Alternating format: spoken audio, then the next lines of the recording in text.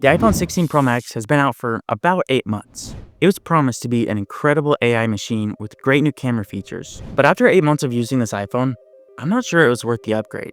So I decided to go back and check out all the things Apple promised this iPhone would do and see if I actually use any of them. When Apple introduced the iPhone 16 Pros, there were 3 big features: audio mix, camera control, and Apple Intelligence. And to me, those were really exciting because they all seemed like really big upgrades that I would use a lot. But the problem is, are any of them actually good? First, I want to say, I think this is a really pretty iPhone. I know the iPhone hasn't really changed in a few years, but this is my favorite design by far. And if the rumors are true about that new iPhone design, I'm not too happy about it. I think it looks pretty ugly. I like that the ultra-wide lens is now 48 megapixels, because I actually use the ultra-wide lens quite a bit. So more megapixels is just better. I love that they finally increased the wireless charging speed up to 25 watts, and the wired charging speed has been increased as well, so they're finally starting to keep up with other companies. Alright, now let's start with audio mix. When Apple introduced audio mix, it worked amazing. I was actually really excited about this and immediately thought about surfing behind a boat, because there's a lot of boat noise around, but you want to talk to the surfer in a video, maybe it would cancel out all that boat noise and you could still hear the surfer.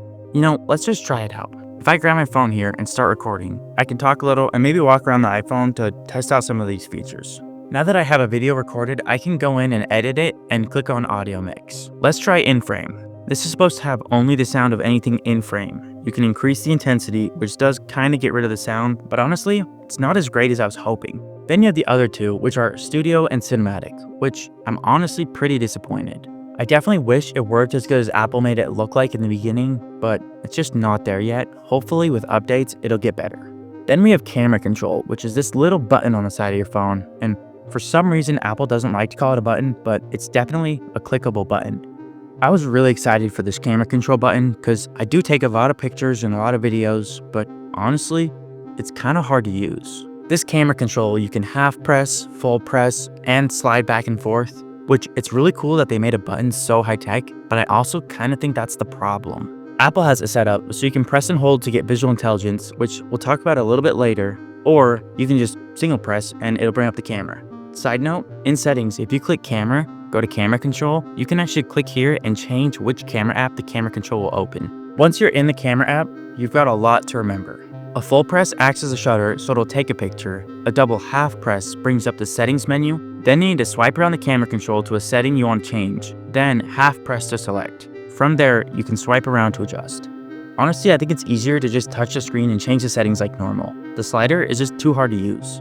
The button is pretty impressive, but to me, there's just too much going on. And I honestly wish you could just go into settings and select one thing that it does, like zoom, and then it always zooms in or out, and that's it. The third feature I was really excited about is Apple Intelligence. Apple's been very slowly rolling out these Apple Intelligence features, but 9 months later with this iPhone, we still don't have all the features. In fact, Apple's had to remove some ads and completely change their website because people are starting to get upset since they bought these iPhones with the promise of some features, but they've been delayed over and over again. Apple's actually currently going through a few lawsuits about this because they totally lied to all of us with this visual intelligence thing. I mean, they didn't give an exact date, but they did tell us it was for the iPhone 16s. Things like writing tools, Genmoji, and visual intelligence are actually available on iPhones today, but none of them are ready. With writing tools, I can type up something really easy and it'll change it, but as soon as I get to something more advanced, it'll always tell me that writing tools just doesn't work with that kind of content. If I type something and use the word like hate, then try to use writing tools to make it a little more friendly, it just won't do it. Isn't the whole point of these writing tools to let me really express myself in any way that I want and then later change it to make it a little more friendly or professional?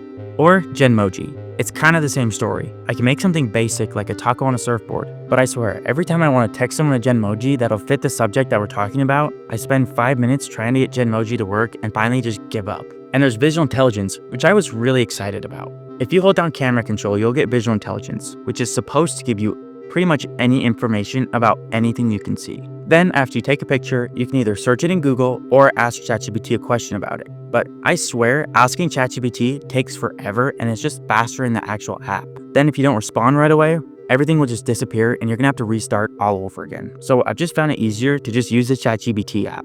Lastly, the biggest Apple Intelligence feature was supposed to be a much better Siri. This Siri was going to remember pretty much everything on your iPhone, like emails, messages, or calendar events. This was supposed to be really cool and do things like let you ask Siri when your mom's flight was landing, and it would know which flight your mom was on and tell you exactly when it was supposed to land. I was really excited for this Siri upgrade. It was going to be like I have a real personal assistant that just remembers everything for me so I can instantly get information just like that. This iPhone, it's not a bad iPhone. It's not going to overheat like the iPhone 15s were doing, and it's not going to bend on you or anything. But it seems like Apple had a hard deadline to get this phone out, and even though nothing was ready, they just sold it anyways. I think they should have just said, hey, this phone's got a faster chip, and maybe even the camera control, because even though the camera control's not for me, it's at least ready to go. Hopefully the iPhone 17s are as cool as the rumors are saying they will be, but I don't know. I'll see you later.